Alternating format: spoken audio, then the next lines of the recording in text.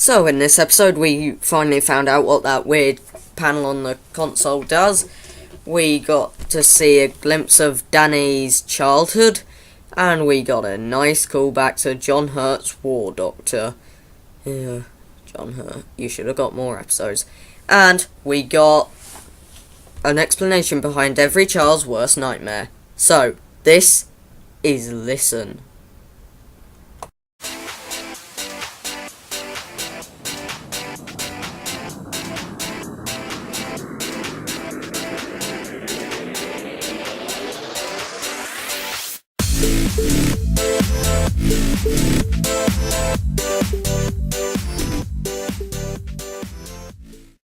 So this episode was really a sort of crossover between Midnight and Hyde. You got that sort of eerie horror movie sort of tone with like Hyde did, and we never really got to see the villain, only sort of its knocking like in Midnight.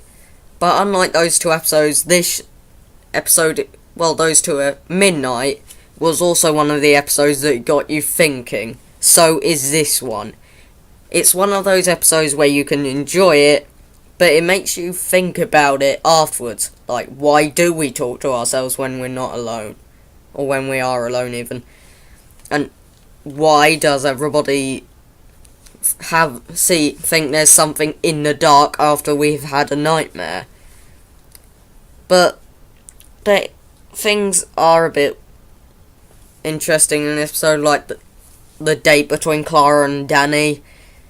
Danny's still quite vague. We don't really know much apart from he's used to be a soldier. He finds that subject a bit sensitive, and he really does. Why does he hit his head against the table every time something goes wrong? Seriously, why does he do that? Anyway, the bit where Clara sees Rupert wave and connects it with Danny's wave is kind of weird, but it works with the time travelling aspect, and the fact that the time travelling aspect also leaked into the date aspect was really good, because the date was shown out of order. You saw Clara just moaning at the fact that it went wrong, and then we actually saw it go wrong. But it went wrong about 3 times. Anyway, Peter Capaldi in this episode, this has got to be his best episode yet. He just carries the episode. If it wasn't for him, I doubt this episode would really be as good as it was. He's the main comic, he's the comic in this episode. He's the one that really sort of does most of the foreshadowing. And he's just so determined to get to the bottom of this, he will literally almost get sucked out into the vacuum of space just to get to the bottom of this. But Jenna Coleman as Clara is good in this episode. I mean, she literally is the Doctor's carer at this point, because she did care for the young Doctor a bit. But I'm surprised Danny's really still going out with her after this is the third time she's made an insensitive remark about Danny being a soldier, and I'm surprised I actually went on the date after the Into the Dalek thing when she said you'd shoot a man and then go home. If I was Danny, I really wouldn't go out with her, because I know Danny's sensitive about this, but I think he should have just walked off. And there's no way anyone would forgive somebody for the 3rd time. There's just no way that would have happened. But outside date element, she really did be Clara, and she's good as always.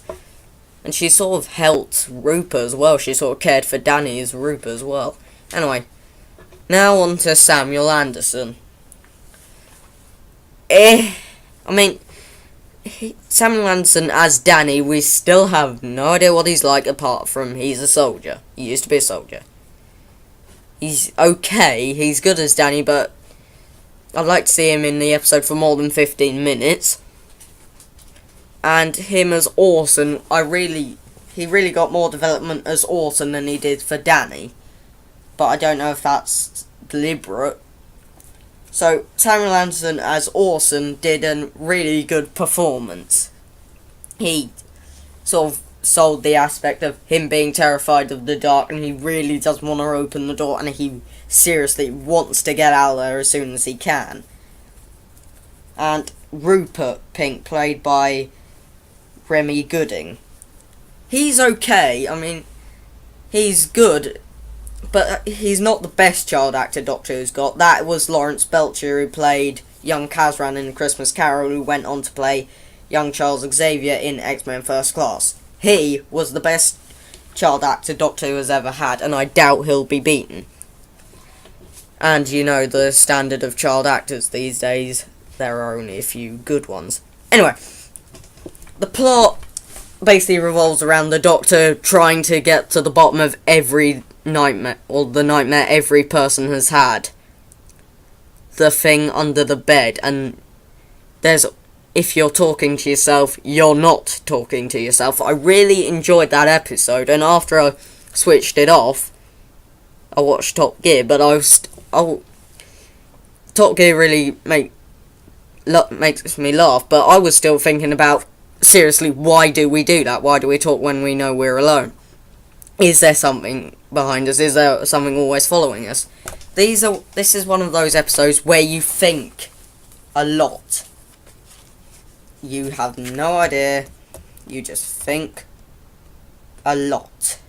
And I really like those episodes. It gets you thinking even when you turned it off. And I watched it 3 times after that on repeat. Twice on iPlayer and once when it was repeated. And I still was thinking. And I love those episodes. And Peter Capaldi is the best actor or the best person in this episode. The fact that he hides in Clara's bedroom and says, "Oh, I thought I'd hide in the bedroom in case you brought the date round." And when he complains about how many mirrors, to be honest, I can't blame him. I honestly wonder why girls have so many mirrors. And where he suddenly turns up in Rupert's bedroom and says, or asks, "Where's Wally?" in a book that's clearly not a Where's Wally book, and Rupert says it's not a Where's Wally book. And he just says, "How do you know perhaps you've not found him yet?" I just love that. And he stole the guy's coffee, and the fact when Rupert asks him to tell a story, he just goes, "Once upon a time, the end," and he falls asleep. I could just see Craig going, "You have to teach me that." That was just brilliant, and I want to know how to do that. So, the highlight of the week, the best moment of the episode, had to be the pre-title sequence. It was literally just Capaldi talking. And he nailed it. Because it was seriously just Peter Capaldi against some green screen and in the TARDIS. Visually, it was amazing. It was directed really well. And Capaldi he's a natural. Seriously, I want him to do more scenes alone if that's the standard. He is amazing alone. Anyway, the directing by Douglas McKinnon. There's only been 3 directors this series, and Douglas McKinnon I'm not sure if he's better than Ben Wheatley, but he definitely is amazing. He directed Hyde as well in the Cold War, I'm not sure about Hyde, but he did direct the Cold War, which shows, and they both had that sense of, there's something there, for God's sake, notice it. And the visuals, as I said, amazing, especially at the end of the universe. There's just amazing, that.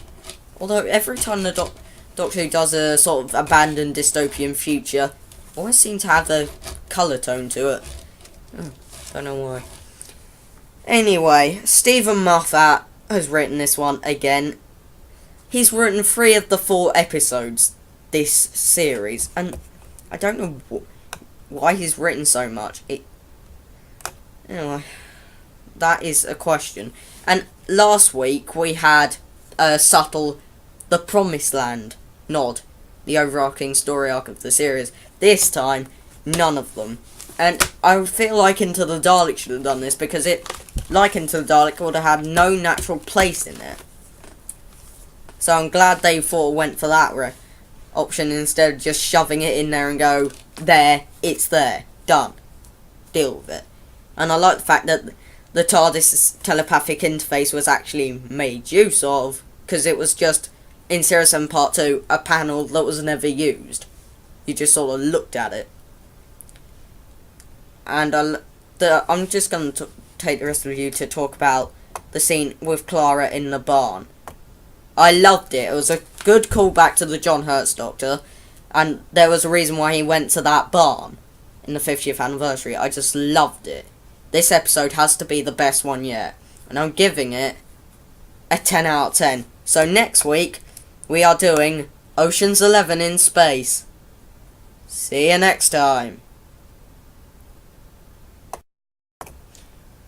That Next Time trailer was seriously the best one yet. And that's how you should do a Next Time trailer. That should be shown in film schools. Honestly. Really should. That's how you do a Next Time trailer. Brilliant.